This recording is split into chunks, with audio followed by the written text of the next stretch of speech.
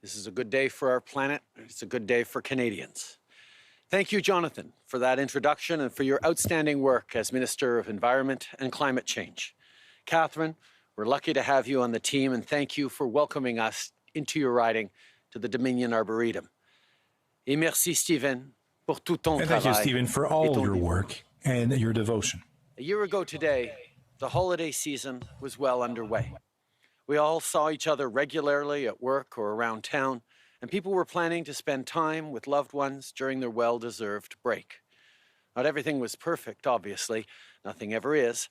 But Canadians felt optimistic about 2020. No one had even heard of COVID-19. Well, things have been tough in the year since, and these holidays will be different.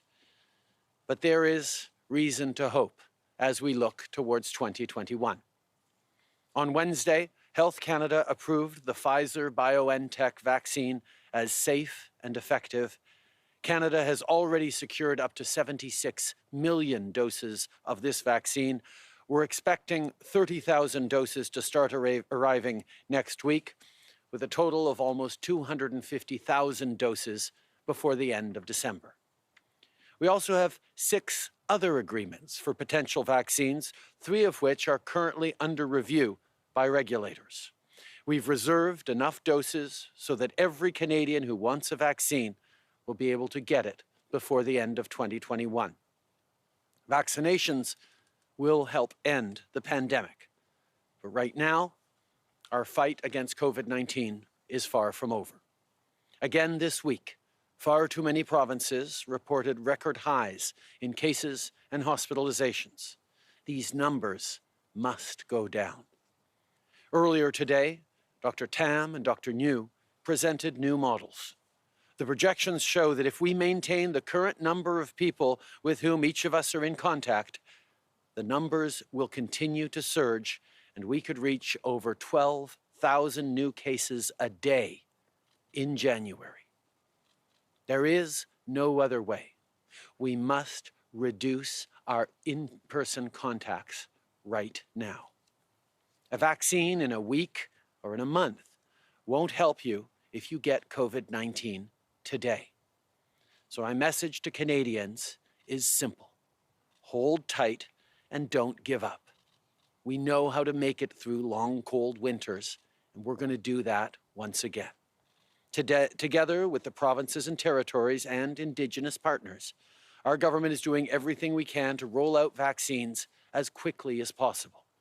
In the meantime, I'm asking everyone to continue to follow local public health guidelines. It's really important that we think of our frontline health workers, doctors, nurses, support staff in hospitals and care centers around the country who've been working incredibly hard in difficult situations throughout the past number of months, who are, like us, looking at a long and difficult winter.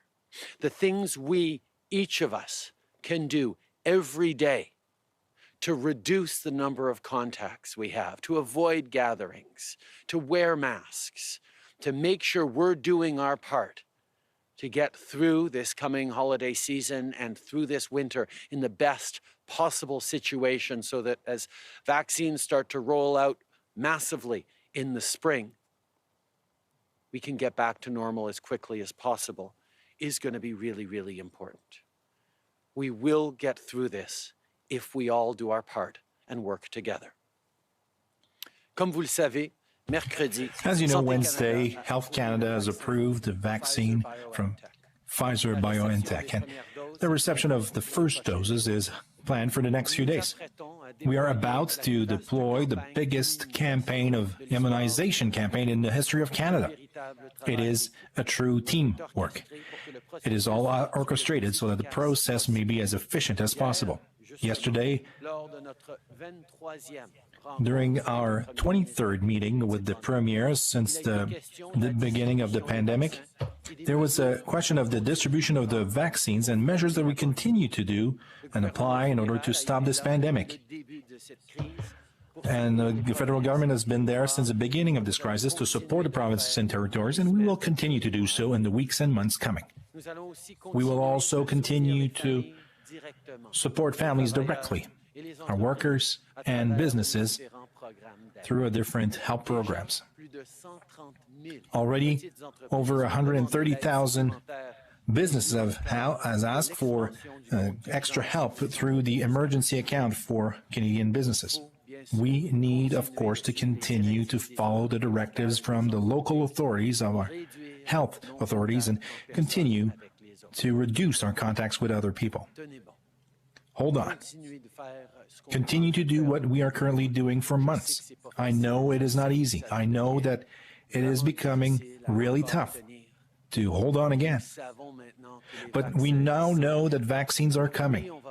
Yes, we will go through a tough winter. Yes, we will have to make more sacrifices for our loved ones, for our elders, for the frontline workers. But we will be able to get through this to a better springtime and a better summer. Our frontline workers, whether they are doctors, nurses, or workers in long-term care centers for our elders, are starting to be very tired. They need our support. They need that everyone do their part to reduce the amount of contacts we're having, to find ways to avoid gatherings, to wear a mask and keep a distance, and to hold on to get through this winter. Now, we know that winter is always a very busy time for hospitals, and we must keep them from being overwhelmed during those tough times. We will continue to do what is necessary, and I know that together we will get through this. Today, I can also confirm that Canada and the United States will continue for 30 more days. The border measures already in place, so until January 21st, the border will remain closed. And this will lead to protect people on both sides of the border. In moments we're living today, we are all grateful for science. We thank researchers and scientists for their hard work. We trust them and we listen to them. But let's remember that science is not a pick and choose buffet. If we trust scientists with our health, as we do, then we must also trust their research and their expertise when it comes to other existential threats, and that includes climate change. There is no vaccine against a polluted planet. It's up to us to act, because there is a real cost to pollution. We're paying the price already with record storms, wildfires, floods, and heat waves, which all carry real economic costs and real risks to our health. The previous government talked about climate targets, but didn't take real action to meet them. We chose a different approach, getting straight to work on cutting pollution. In 2016, our government, along with provinces, territories, and Indigenous leaders, presented the Pan-Canadian Framework on Clean Growth and Climate Change. This plan included putting a price on pollution everywhere across the country, phasing out coal-fired electricity, and investing in clean technology, among many other measures. It was Canada's first ever national climate plan, and we've been working every day since to continue implementing it. Well, today, the world continues to change. Tomorrow will mark the 5th anniversary of the Paris Agreement, which was created to fight climate change and accelerate actions for a sustainable future. Just last month, we tabled our net zero legislation to make it law. Canadians want to do more to fight climate change while building a stronger economy for our kids and grandkids. Clean technology presents enormous opportunities for economic growth and jobs, and Canadians aren't alone in realizing that. By early next year, countries representing over 65% of global emissions and more than 70% of the world economy will have made ambitious commitments to carbon neutrality. With global consumers and investors alike demanding and rewarding climate action, our trading partners and economic competitors are in this race. Like us, they know that the cleaner your economy, the faster and stronger it will grow. There is no time to waste, no time to hesitate, not for our planet and not for our economy. The world is moving. We need a plan that gets Canada ahead, because without it, we'll fall behind. That's why today we are announcing Canada's new, strengthened climate plan, a healthy environment and a healthy economy. To accelerate our efforts, we're investing $15.2 billion through this plan, with more to come. Les Canadiens savent qu'on ne peut pas ralentir. Canadians know that we cannot slow down our fight against climate changes. On the contrary, it's time to focus even more our efforts to relaunch our efforts and create good jobs and a safe environment for all of us. During the last election campaign, you've asked us to do more. And today, we are following up on those requests with a concrete plan. Our new plan for a great environment and a healthy environment and a healthy economy will increase our efforts through investments that are representing $15.2 billion and more to come. Our government has promised to go beyond the targets announced in Paris 5 years ago, and with this plan, this is what we will do. We will at the same time establish new targets, even more ambitious, for the years coming. And to do so, we will work and collaborate with all our partners in the public sector and the private sector in order to build a Canada that is more durable, stronger, and more prosperous for all. Our plan will improve the energy efficiency of homes and buildings to cut energy waste while also helping people cut down on their bills. It will support sustainable food and farming practices. And it will make clean power available across the country, including in remote and Indigenous communities, while investing in clean and affordable transportation, including public transit and zero-emission vehicles. Come January, I look forward to announcing our plan for permanent public transit funding. This plan is about what we can do for families, workers, and industry.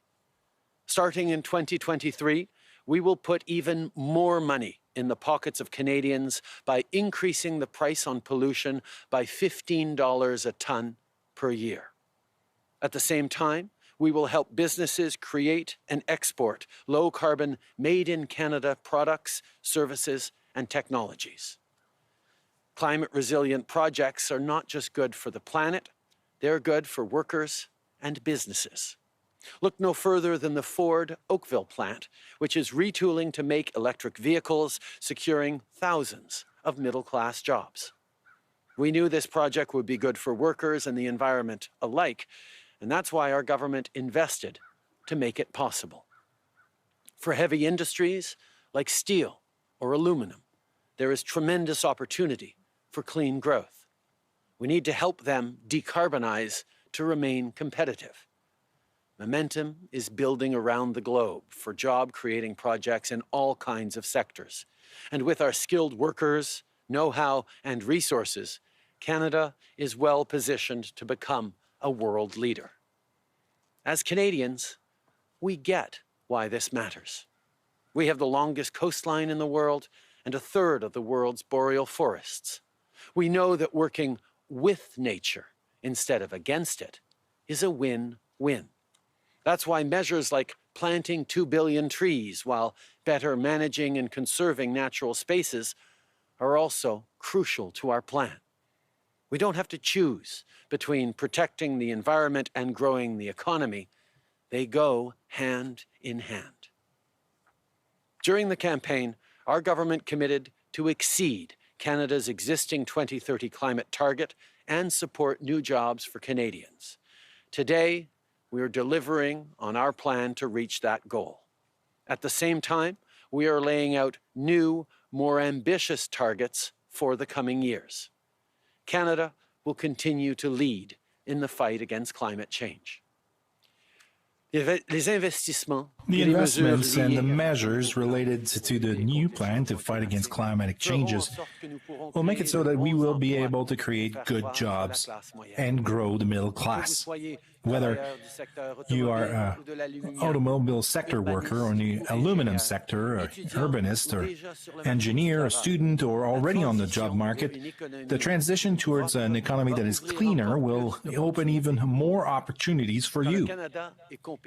When Canada is competitive on the international scene, all Canadians are benefiting from it. And we have an economy to rebuild, and we have citizens to protect. Therefore, will we learn from the past and find out that it's better to prevent than to heal? Will we choose a more resilient long-term economy? Yes. And yes. And she said we need to invest so that our children can breathe better air tomorrow. Together, we have a choice to make. A year ago, we didn't know the challenges that 2020 and this pandemic would bring. But what we did know, and what we've known for a while now, was the existential threat posed by climate change. Let's tackle this challenge by rebuilding and growing the economy with good, reliable jobs. We still have a lot of work ahead, but with plans like this, plans to protect our communities and grow the economy, with vaccines on the way, there's reason to feel optimistic for 2021 and for the future. Merci beaucoup.